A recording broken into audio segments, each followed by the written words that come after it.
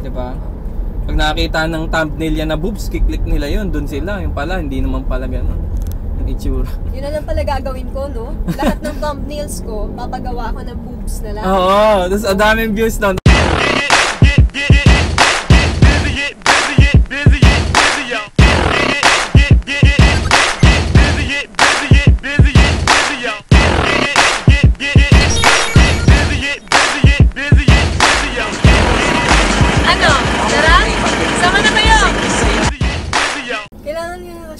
Kailangan naka-shades? O sige, nagbaon ako. Kahit gabi, no? Kahit gabi. Para swag. Yung one half of Moy Moy Palaboy. Yes, one half. The other one is Moy Moy and I am not Palaboy kasi usually yun ang nagiging ano nila, naiisip nila na ako daw si Palaboy kung hindi ako si Moy Moy. Pero ang Moy Moy Palaboy ay aming duo name. Ako po si Roadfill.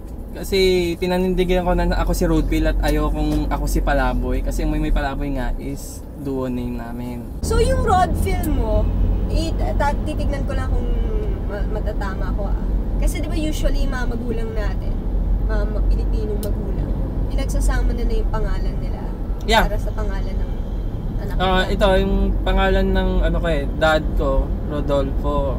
Tapos yung lolo ko, at actually dad and lolo. Pero yung lolo ko na tatay ng nanay ko. Gets? So, ang lolo ko is Filomeno. And my dad, may tatay or is Rodolfo. Rodfill. Yeah, ganon. Paano mo nag-start yung Moy Moy Palaboy? Yung Moy Moy Palaboy yan nag-start noong 2007. Yun nga, bago yung YouTube, dahil nga internet geek ako, so yung YouTube sinubukan ko, okay to gumagawa ka ng video, i-upload mo, kumbaga sa Friendster noon, yung pag nag-post ka ng picture, diba ang classic Friendster, pag nag-post ka ng picture sa Friendster, diba, makikita mo yung mga picture nyo, diba, gano'n. So gano'n lang din yung pakiramdam ko sa YouTube, hindi ko akalaing lalaki siya, na parang magpo-post ka lang, video nyo naman, pero kalakuhan naman ang naisip ko. Pero kumakanta ka talaga kasi di ba meron ka sa YouTube? Oo, ngayon, medyo mahilig talaga kami sa music. Yun yung dahilan siguro kung bakit alam namin yung ginagawa namin in terms of the musicality nung ginagawa namin, kahit lip sync lang. Alam namin kung kailan ang kumpas, kung kailan ang nagsi-second voice. Medyo mahalaga yon for our thing na ginagawa. Ako noon ay kumakanta lang sa mga banyo-banyo, so hindi ko naman alam na pwede ko naman pala ilabas dahil nagkalabasan na ng walang hiya so tinuloy-tuloy ko na. So how did you get on Mopogan?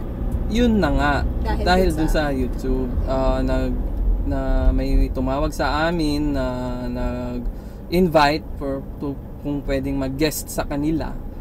So at first di ako naniwala. Ang binigay kong number yung number nung guard na pinagtatrabahuan ko that time. So sa kanya tumawag. So binigay na lang sa akin. Tapos after nun, yun na, lumabas na kami. So, nakakatuwa kasi syempre first time namin makita silang lahat na idol namin na ever since talaga pinapanood na namin sila Michael V. Hindi namin akalain na makakarating kami sa ganung leveling, kasi 'di ba dream come true na 'yon. Kasi we're going to baka mahuli tayo, wala akong pangbayad ng 100.